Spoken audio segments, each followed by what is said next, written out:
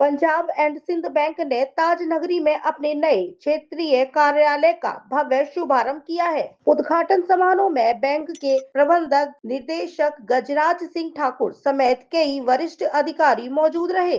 इस मौके पर जीएम गजराज सिंह ठाकुर ने कहा कि बैंक का लक्ष्य समाज के हर वर्ग तक बैंकिंग सुविधाएं पहुंचाना है। उन्होंने बताया कि पिछले एक महीने में ही बैंक ने 100 करोड़ रुपए से अधिक का ऋण वितरण किया है। बैंक न्यूनतम शर्तों के साथ ऋण उपलब्ध करा रही है, जिसे छोटे व्यापारी, किसान और आम नागरिक आर्थिक रूप से सशक्त हो सके। बैंक प्रबंधक ने यह भी घोषणा की है कि आगरा शहर में जल्द ही 4 नई शाखाएं खोली जाएंगी। इससे ग्राहकों को तेज और बेहतर सेवाएं मिलेंगी और ऋण स्वीकृति की प्रक्रिया और अधिक सरल और पारदर्शी बनेगी। सब्जी विक्रेता से लेकर बड़े उद्योगपतियों तक हर वर्ग के लिए विशेष योजनाएं तैयार की गई हैं। बैंक डिजिटल सेवाओं को भी मजबूत कर रहा है ताकि ग्राहक घर बैठे ही सुविधाओं का लाभ उठा सके। उम्मीद जताई जा रही है कि नया क्षेत्रीय कार्यालय आगरा और आसपास के क्षेत्रों में व्यापार और रोजगार को नई रफ्तार देगा। यहाँ पे हमारा इकट्ठा होने का मकसद था कि आगरा में जोनल ऑफिस 1 अप्रैल से कार्यरत हुआ था।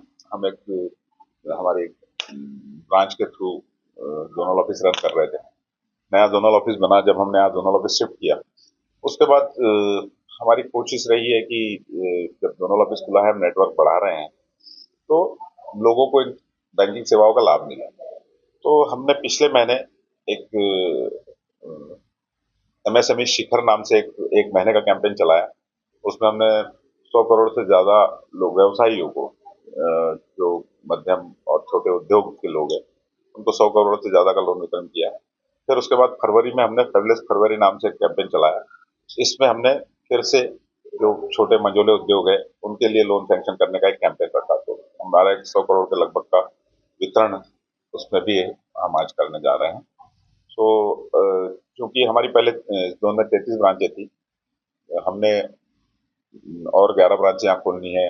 आगरा लोकल में हमारी 4 नई ब्रांचें खुल गई है। तो हम चाहते हैं कि पंजाब सिंध बैंक की सेवाएं हर व्यक्ति तक पहुंचे, गरीब जनता तक भी पहुंचे, व्यवसायियों तक भी पहुंचे, जिनको भी अपने व्यवसाय के लिए, चाहे छोटा व्यवसाय हो बड़ा व्यवसाय हो, जिनको भी अपने व्यवसाय के लिए वित्त पोषण की आवश्यकता है, जिनको वित्त की जरूरत है, वो अगर जो मिनिमम शर्तें होती है एक लोन लेने के लिए, वो पूरी करते हैं, तो उनको आसानी से ऋण सुलभ हो, जिससे वो अपने व्यवसाय को अच्छे तरीके से चला सके। इस कड़ी में हम रास्ते के एक सब्जी वाले से लेके और किसी बड़े उद्योगपति तक सभी को ऋण देने के लिए हमने अपनी योजनाएं उस तरीके से डिजाइन करी है और सभी को हम लोन बांट रहे हैं आवश्यकता। सर, आगरा में और भी ब्रांचें खोलेंगे आप? आगरा में और नई 4 ब्रांचें हम खोलने जा रहे हैं। सर, इस बार बजट में एमएसएमई को रखा गया था, उसको बड़ा सरकार ने जोर दिया।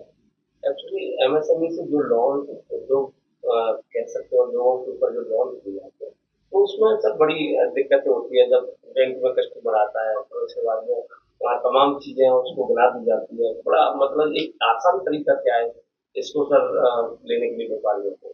हमारे साथ व्यवसायियों के लिए लोन देने के लिए हमारा बहुत सरलीकृत प्रोग्राम है। कोई इस तरीके का कुछ नहीं है। आप एक बार में आइए। सबसे पहले कई बार क्या होता है ना कि कंफ्यूजन उद्यमी को भी होता है। उद्यमी को पहले पता होना चाहिए कि एक्चुअल में मुझे करना क्या है। अगर जो काम वो करने जा रहा है उस उद्योग से संबंधित सारी जानकारी उसके पास हो, प्रोजेक्ट रिपोर्ट हो, कहाँ से कच्चा माल मिलेगा, बनने के बाद कहाँ जाएगा, किस तरीके की मशीनरी की जरूरत है, ये सब सारी चीजें अगर उद्यमी को पता है तब वो हमारे पास आता है। तो हम सिंगल चेकलिस्ट पे, हम हमारे पास कोई भी बंदा जब लोन लेने के लिए आता है, हम बार बार उसको चीजें नहीं बताते, सिंगल चेकलिस्ट उसको देते हैं। उस हिसाब से वो अपने कागज लेके आता है, जिसमें उद्योग के लिए अलग अलग रजिस्ट्रेशन हो सकते हैं।